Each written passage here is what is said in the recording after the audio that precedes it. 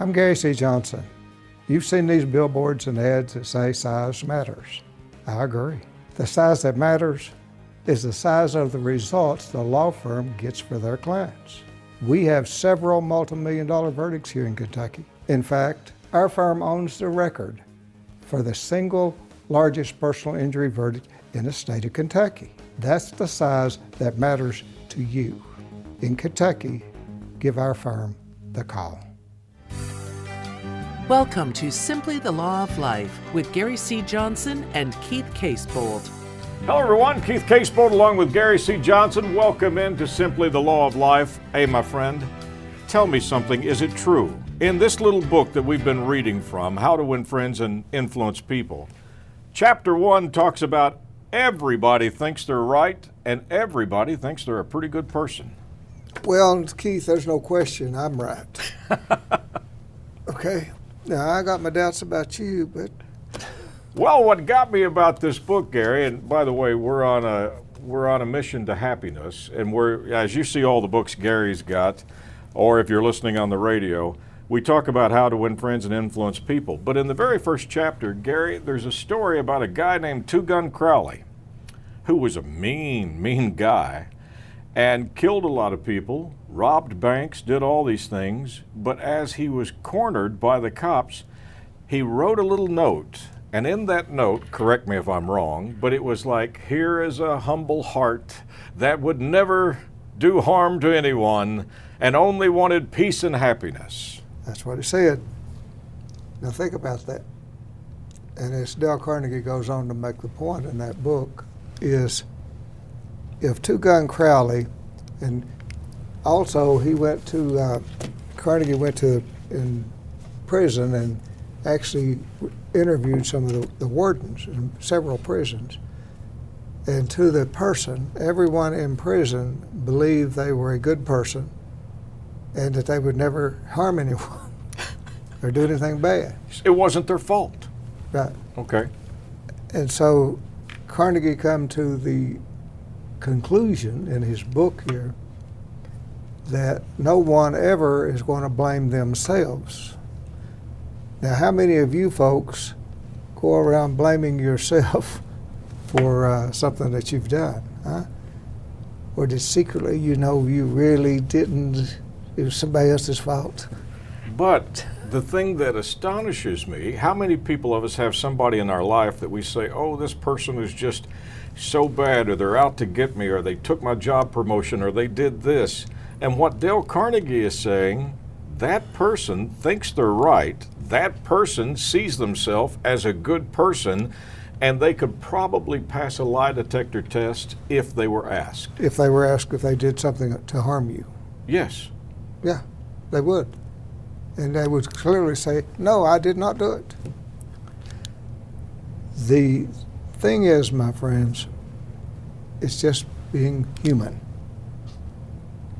Human beings don't generally blame themselves for anything, including those of you that are listening. Okay? Mm-hmm. So, when someone does something mean or whatever to you, they're doing it because they think it's the thing they ought to be doing, or they wouldn't do it. And they are perfectly content with the fact they're doing it, or they wouldn't do it. So, I guess the lesson he's saying here is, don't go criticizing and condemning about someone for what they're doing, because they believe they're doing what they ought to be doing at the time.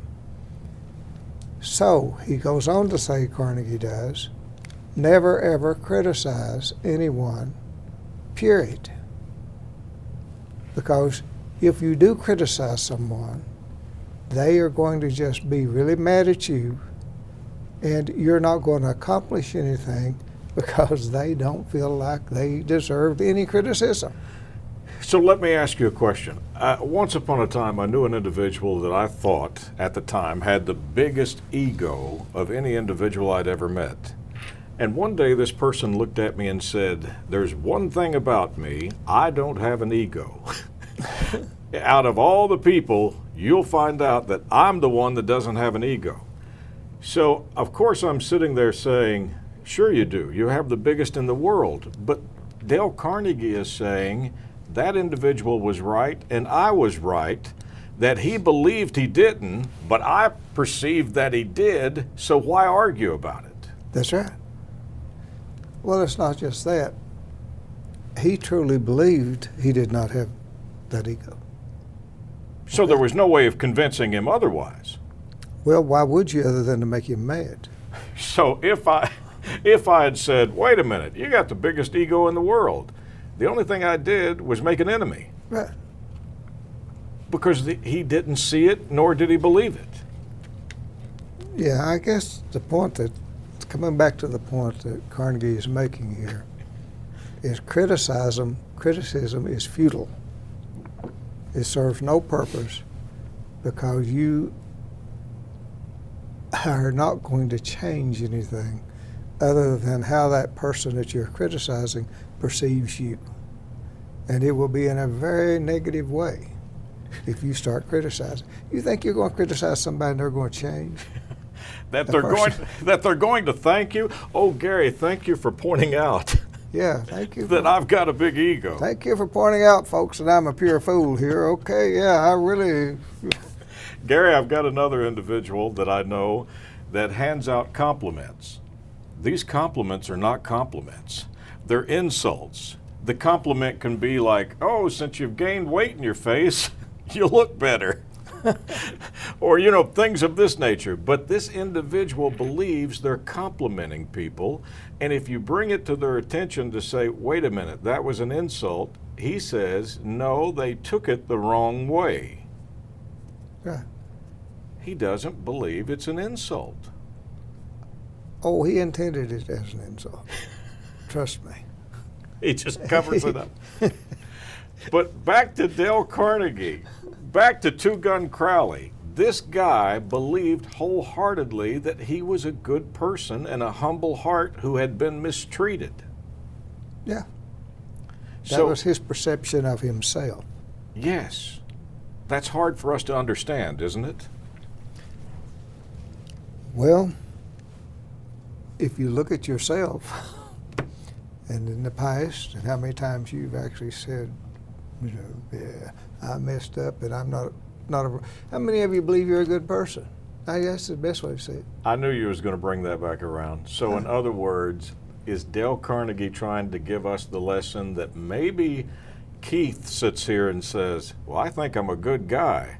And there's somebody else out there saying, oh, you're not a good guy. Well, you never know, but what I'm saying is it's your self-perception and whether or not you're a good person. Yeah. You know, I can't imagine anybody sitting around saying, boy, I'm so proud I'm just a mean person, that I'm bad, that I'm going to hurt people. People don't sit around and do that. That's right. Even if they're doing it, they don't sit around and say they're going to do it. So we come up with words or labels. If a businessman gets the upper hand on another businessman, and I were to say he cheated him, he would say I was shrewd. Right. I was shrewd in the deal that I made. That way, you take that off the table. Yeah. There's another thing I want to talk to my friends about, and I got to read it again, because ever so often something makes me read this, and it's from this book, The Prophet, from Caleb Gieper, and he's talking about joy and sorrow in this book. And he says in Joy and Sorrow, I'll just read you the first sentence. Your joy is your sorrow unmasked. Now, what does he mean by that? What he's saying is, and some of you may have just lost a loved one, and you're grieving, tremendous loss. That grief that you're feeling is exactly equal to the amount of joy that you had when that person was in your life. So he says, rejoice in your sorrow, because your sorrow is equal to the joy that you had. from having that person in your life. So if you could think of it in that way, it may make that grief a little easier. It's so hard, Gary. When you first read me that chapter, I said it is so hard to grasp that, because I hear the terminology of people saying, I'm devastated, I'm destroyed, I hurt and I'm grieving so bad I can't breathe. That's right. But when you read this chapter to me, it makes you realize the reason that you're feeling that pain is because that individual was so special. You loved them so much, and they brought so much joy into your life. That's the reason you're feeling those emotions. And they're equal to the joy that you had from having that person. So maybe it'll make you feel a little better to understand why you're hurting so bad, is the loss of the joy. And you're saying it's okay to grieve. It's that okay, yeah, feel it. The nth degree of that grief and sorrow, feel it, because it's wonderful, because it is equal to the joy you had. And rejoice in it. I mean, that's what he's saying, and I think he's right. Well, it makes sense, because you know, listen, if we pick up the paper and we see that a stranger has passed and we don't know them, are we sad? Yeah, I hate that had happened, but we don't feel that grief because we didn't have a personal relationship or a family relationship with them. And so you folks will know, I got all these books here in front of me. We're going to be talking about different things from different books on this program about how to make it a little easier to get through this life and to be a little bit more happy than maybe you are, okay? Yeah, I'm just counting right now. We've got seven books on the desk that you and I go through and go back to, and it seems like, Gary, every day that I live, something happens or comes up that I can go back to one of these 7 books or one of the other 5 to 10 other books we have on the shelf, and I can go and find the answer in one of those books for what's happening. Or at least give us some insight into it. And one of the things that, and we've talked about this program before, is our chatterbox. That voice in our head, that thing that makes us live over and over and over the things that's happened in our life that we can't change. Hey, before you get into it, I got a good one for you. My wife actually came up with this. She said, until you guys started talking about the chatterbox, I used to, if we were driving or we were at the home, I would say, so what's on your mind, or what are you thinking? Because you would be real quiet and you would just be staring off. She said, now I realize you weren't being quiet. You were actually listening to a conversation that was going on in your head. So when we use that terminology, so what were you thinking about? It wasn't that you were thinking. You were listening to a conversation from the chatterbox who had your attention so that you couldn't focus on anything around you. And you couldn't be in the moment, and you couldn't be where you were. You couldn't even look at the scenery. No. I strongly recommend this book, Can't Stop Thinking by Nancy Collier, to anyone that wants a book on how to deal with those intrusive thoughts in your head. She's got some really good pointers in here. And she starts off at the very beginning talking about herself. And I'm going to read you just a little bit about what she said. This is the chapter on Addictive to Thinking. It was a magnificent spring morning, and I was walking in the park near home. I was oblivious to the colorful flowers blooming, the warm sunshine, and the smell of cut grass. Didn't even exist for me. Okay? No idea. I was missing all of it, having disappeared inside my own head into my personal prison thinking. No matter how delicious the May Day may have been, I wasn't experiencing it. I was trapped inside my mind, obsessing about what was not working in my life, replaying and rethinking the same problems I had been replaying and rethinking for years. I was down the rabbit hole of thought and misery. Now, when you read that, all of us have seen some of these funny TVs. When you go to the restaurant, there's a television up on the wall at the restaurant, and some of them that's showing funny videos. And Gary, on those videos, you have people that are texting on their phone. and they're walking through traffic, and they're walking in front of a car, or they're stepping into a manhole, or they run into a sign, or they fall into a fountain because they're so distracted texting. What this lady is telling us, it is the same thing as she did through that beautiful park. She didn't see the trees, the birds, the grass. Her mind was having a conversation about stuff that had happened before, and she couldn't change it. How many times, my friend, have I told you to try your best to practice being where you are, to be there? How hard that is, because your mind wants to take you somewhere else. Here's another little thing she said, just the paragraph under that. In that moment, I could see that I was the one replaying the same stories of discontent, conducting the same resentful conversations in my head with the same results, suffering, my suffering. At last I could really hear my thoughts distinctly and recognize how they had made me feel. I observed my negative thoughts for what they were, a kind of self-administered poison. She actually was so smart that she said, wait a minute, I'm in a beautiful park. There's nature all around me, and I cannot allow these thoughts to dominate me. I have to think about what I'm looking at here. And what she was talking about is the replaying over and over and over of things and problems and things that you've had in life in the past that you can't change. You can't change any of the things that's ever happened in your past. You can't even budget. But you can still continue to live in the misery of rethinking it and saying to yourself, what if, what if, what if, what if, when it doesn't make any difference. So here's all these things that could have happened to us. We could have had a lost love, a lost business opportunity. Maybe we didn't go to college, the education, we lost a job promotion. So here we are in the present, and we're reliving all of these things that have happened in the past that we can't change. Or somebody criticized you. But we're oblivious to the opportunity that lies in front of us today. We can't be in the now. And one of the pointers she makes in this book is, she said, at that moment I had an aha Yeah.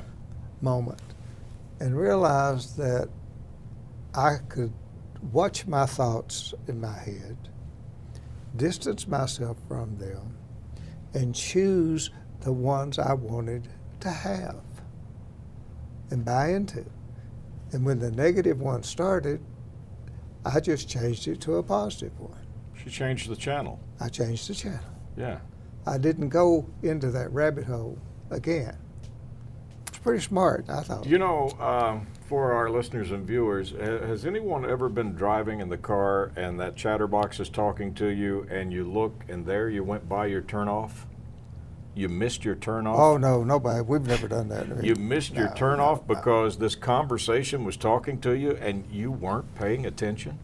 That's what she's talking about. And I guess the question I've got for my friends is, that conversation you were having when you missed that turnoff, was it about pleasant things in your life, and was it things that made you happy, or was it negative things in your life that had happened in the past that you couldn't change? I can answer that for you. 99.9% it was negative, and it was something that was horrible, something that had hurt you, something that was painful, because we don't pay attention to the good thoughts. That's right. I mean, the truth of the matter, Gary, it's almost like the evening news. If there is a bad story that's going to be, where's it at? It's at the lead. It's at the front of the newscast. Yeah. All of the good stories are at the end of the newscast. So as human beings, our nature is to gravitate toward that negativity. I got you a better one. Okay. The good stories never make it to the newscast. Isn't that the truth? Yeah. Because it's all negative. Because that's what we're trained. We think. But my friends, we're going to change that, aren't we? Every one of us. So, you know, that's a great point you just made. In our world, in this given day that we're in, there could be 20,000 good things take place. Maybe people saved people's lives, ran into burning buildings, helped a child, did this thing. 20,000 good things happened today, and when we tune into the evening news, what do we see? The 5 bad things that took place. And it's not even news. It is slanted one way or the other every single time anymore. So do the experts know by human nature that we're going to gravitate toward that? What was that show that had the Brinkley guy in it? Wallace guy used to. Oh, 60 Minutes? No, it wasn't 60 Minutes. It was, they'd have the evening news years and years and years ago. And it would be actual news. Oh, yeah, back in the day of Walter Cronkite and David Yeah. Brinkley, yeah. News, real news. It wasn't opinions or it wasn't fanfare. And now there's an agenda when it comes to the alleged news we get. And you don't really know what to rely upon. You know what? Doesn't matter. So, Gary, the agenda is ratings points. Yeah. I mean, they want eyeballs, they want numbers, Money. because that turns into marketing and that turns into dollars. So you've got to lead with a sensational news. I just saw a documentary on the 90s where it talked about the tabloid news, with the Maury Povich and things that come out, and how they had to go out and get a bigger news story than the other people so they could lead with it and hold the audience and keep the ratings. See, I just ran a test. I started the conversation in something negative about how bad it's not news. And I wanted to see where Keith would go with it. I jumped all over it because it's negative. You see what I'm Well, saying? of course. You know And what? this wasn't pre-planned. I did it deliberately to see what would happen with my friend here. Yeah. Keith. And here's the crazy thing. You could have looked at me and said, Keith, why didn't you turn the channel? There's other channels on with good stuff, right? Right. So I guess the point I'm making, my friends, is negativity is all around us. Happiness and that negativity do not go together. So what difference does it make what they're putting on the news? It's no big deal. You've got your own life. You've got your own things in it. You've got your own family. You can't change any of that stuff that's on the news. There's not a thing in the world you can do about any of it. Why even waste your time even watching it when you get right down to it? So that's 30 minutes of your life you could have spent with a loved one, a That's friend. right. You could have Good. made a Reading memory. a good book. Reading some of these books here to try to get some insight into how we can deal with the thoughts and the things in our head. Go out and take a walk in the garden. That's right. Don't hoe it, it's too hard. Honest to goodness, there's times, Gary, that you give this information and I think, oh, it's so simple. All we got to do is just not let the negative thoughts take over and think about the positive thoughts. And then there's other times, as we get deeper into it, I think it is the hardest thing in the world to do. Well, you just saw how easy it is to just slip into it without even thinking about, not even thinking. It's human nature. And what I'm trying to talk my friends into fighting is human nature. I'm trying to beg you to get away from what those instincts are that you're going to have to be criticized, condemn, and complain, and to do all of those things that make you feel bad, and concentrate in your thoughts on things that make you feel good. And if you do that, richness will come to you in so many ways. Probably you'll start making a bunch of money, even, if you can get away from that negativity. You're going to make more friends. Oh, you're going to have a much richer life. You're going to be happier. There's going to be somebody to watch the ball game with you, to share a lunch with you and have a hamburger. There's going to be people who want to be around you because you are uplifting. And you're happy, and you're bubbly, and you're smiling. And remember, folks, you can't be ugly if you smile. You can't. I don't care. Take somebody that you think is really ugly and get them to smile and see what happens. They are no longer ugly. It is, you taught me this a long time ago. It's contagious that if you walk upon a group that's laughing, you will start laughing and you'll even ask, so what is it that we're laughing about? Because you want to laugh. Yeah. Most conversations, the person that says something will end it with a short laugh. Start watching that. You're Yeah, absolutely right. It's contagious. You smiled and started to laugh, and I did, because It is. and it just feels good to laugh, And doesn't it? It does. It feels good to, it feels so much better to laugh. So start watching the conversations that Oh, you're in and okay. see how many of them say something and end it with a little laugh. And let's go back to the main lesson that we started with. Two Gun Crowley was a guy that was a bank robber and a pretty bad dude. But he wrote a note saying, "Here is a kind heart that is always wanted the best for everybody." He saw himself as a good person. So if we look at everybody around us and try to understand, they think they're doing what's right and they think they're good people, we can move on from judging them, criticizing, complaining, and condemning, and we can get on with our life. And if any of you think that deep in your heart that you're just bad, mean person, then this lesson isn't for you. But I suspect you don't feel that way about yourself, huh? No, you I probably... think you feel that maybe you've been misjudged by different people, that you're been criticized when you shouldn't have been, and all kinds of things, right? That you're taking over and over and over in your head so that you can continue to be miserable. Stop it. And we got to stop judging the other people. Like the old preacher said, I know I'm going to heaven, I'm just not sure about the wife. So, Judge not, you be judged. absolutely. That's as old as time. Well, the whole purpose of this program, as Gary has stated, through and by all these books and our conversation on a weekly basis, is we're trying to figure out if we can get just a moment of happiness more out of a day, and if it will affect one person. And if it's you and you're the one person that said, hey, I kind of like this, being happier is better than being sad, you can contact Gary at GaryCJohnson.com. Leave us a message, leave us a thought, and if you would, stay with us each week as we go through this journey and encourage a couple of friends that could use some of this information to study with us, because we're still learning. And a guy did send me an email, and I'm not going to mention his name. I just hope that this program, if you watch it, will give you some insight into how you might distance yourself from those thoughts that are causing you so much grief. That's good to end with.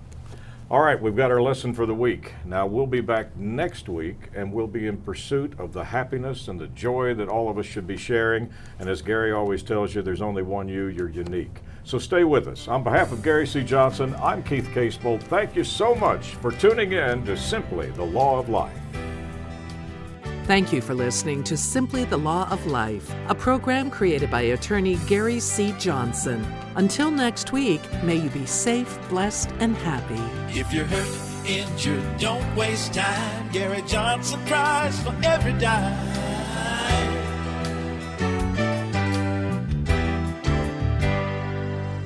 I'm Gary C. Johnson. You've seen these billboards and ads that say size matters. I agree. The size that matters is the size of the results the law firm gets for their clients. We have several multi-million-dollar verdicts here in Kentucky. In fact, our firm owns the record for the single largest personal injury verdict in the state of Kentucky. That's the size that matters to you. In Kentucky, give our firm the call.